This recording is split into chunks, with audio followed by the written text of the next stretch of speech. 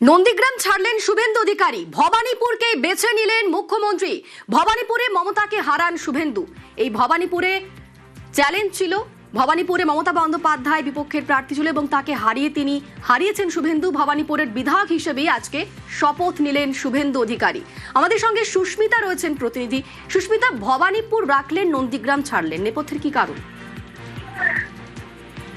নেপথ্যে কারণ তো একটাই, অন্তত রাজনৈতিক মহল যা মনে করছে। ভবানীপুর কেন্দ্র এবারের ভোটে ভরকেন্দ্র ছিল এবং ভবানীপুর কেন্দ্রই যে আগামী দিনের মুখ্যমন্ত্রী নির্বাচন করবে সেটা ভোটের আগেই বোঝা গিয়েছিল এবং সেই কেন্দ্র বিজেপির কাছে শক্তি প্রদর্শনের জায়গা, সেই কেন্দ্র বিজেপির কাছে ছিল তাদের প্রেস্টিজ ফাইট। সেই প্রেস্টিজ ফাইটে উত্তীর্ণ হয়েছেন শুভেন্দু অধিকারী।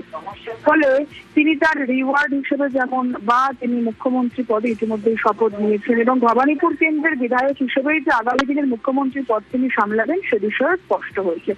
তবে একটা বিষয় আরো উল্লেখযোগ্য যে ভবানীপুর কেন্দ্র থেকে যখন তিনি মনোনয়ন জমা দেন অমিত শাহের সঙ্গে, তখন অমিত শাহ খোদ বলেছিলেন যে মমতা বন্দ্যোপাধ্যায়ের ঘরে ঢুকে তাকে হারাতে হবে। সেই টাস্ক দেওয়া হয়েছিল শুভেন্দু অধিকারীকে, সেখানে তিনি যথাযোগ্য সম্মানে উত্তীর্ণ হয়েছেন এবং বর্তমানে মুখ্যমন্ত্রী হিসেবে তিনি আগামী দিনে ভবানীপুর কেন্দ্রের বিধায়ক হিসেবে তার মুখ্যমন্ত্রিত্বের পদ সামলাবেন। এছাড়াও নন্দীগ্রাম তার কাছে আবেগের জায়গা, নন্দীগ্রামের ভূমিপুত্র তিনি, অতএব সেখানে তার দায়িত্ব তিনি অবিচল থাকবেন একথা আজও তিনি জানিয়েছেন। তবে তার ইঙ্গিত দিয়েছিলেন তিনি গত 6ই মে, যেদিন তিনি জেতার পর, অর্থাৎ ভবানীপুর এবং নন্দীগ্রাম দুই কেন্দ্র জেতার পর। সুস্মিতা, আজ যখন বিধানসভায় ভবানীপুরের বিধায়ক হিসেবে শপথ নিয়েছেন শুভেন্দু অধিকারী, শুভেন্দুর শপথ নেওয়ার ভিডিও নিচে স্ট্রিপে স্পষ্ট ভবানীপুর থেকে শপথ নিয়েছেন শুভেন্দু অধিকারী। আমাদের সঙ্গে সুস্মিতা রয়েছেন। সুস্মিতা,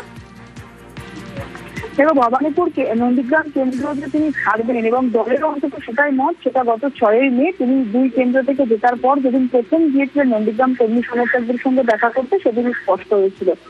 কর্মী সমর্থকরা স্বভাবতই নন্দীগ্রাম কেন্দ্রকেই তার প্রাধান্য দেওয়ার কথা বলেছিলেন, কিন্তু শুভেন্দু অধিকারী তিনি জানিয়েছিলেন মুখ্যমন্ত্রী যে তিনি আগামী দিনে দল যেটা বলবে সেটাই করবেন, তবে নন্দীগ্রাম তিনি যদি ছাড়েন তাহলেও সেখানে তিনি কর্মরত অবিচল থাকবেন। উদাহরণস্বরূপ তিনি বলেছিলেন 2009 সালে নন্দীগ্রামের মানুষ শুভেন্দু অধিকারীর কথাই চিরতরে দিতে জিতিয়েছিলেন, কিন্তু সেখানে সমস্ত রকম দায়িত্ব পালন বিধায়কের বা সেখানে একবার মেঘনাথ হয়ে কাজ করেছিলেন শুভেন্দু অধিকারী। সুতরাং দায়িত্বে অবিচল থাকবেন তিনি, পাশে থাকবেন ঘরের ছেলে হয়ে, কথা দিয়েছিলেন গত 6ই মে একেবারে মঞ্চের সামনে থেকে শুভেন্দু অধিকারী। সুতরাং সেখানে স্পষ্ট হয়েছিল কোথাও যে ভবানীপুর কেন্দ্রকেই তিনি রাখবেন, যে কেন্দ্র তার কাছে প্রেস্টিজ ফাইট, যে কেন্দ্র বঙ্গ বিজেপির কাছে তার শক্তি প্রদর্শনের মূল ক্ষেত্র হিসেবেই এবার নির্বাচনে উঠে এসেছিল।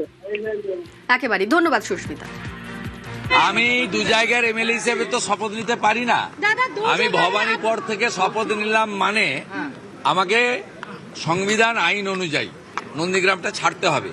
ছাড়লেও আমি নন্দীগ্রামের মানুষকে কথা দিতে পারি, 2009-এর 5ই জানুয়ারি ফিরোজা বিবি জেতানোর পর থেকে আমি এমএলএ ছিলাম না, কিন্তু আমি নন্দীগ্রামের সব দেখাশোনা করেছি। এখানেও একজন প্রতিনিধি থাকবেন বা তাকে নন্দীগ্রামের মানুষ নির্বাচিত করবে, কিন্তু নন্দীগ্রামে বিধায়কের পরিষেবা থেকে শুরু করে আমি নির্বাচন চলাকালীন যে সমস্ত উন্নয়নের প্রতিশ্রুতি দিয়েছিলাম, আমি অন্য এলাকার উন্নয়নের সাথে সাথে নন্দীগ্রামে দেওয়া আমার কথাও আমি কার্যকর করব এবং নন্দীগ্রামের মানুষ তাদের আমি আগামী 5 বছর বুঝতে দেব না যে তাদের বিধায়ক শুভেন্দু অধিকারী নয়।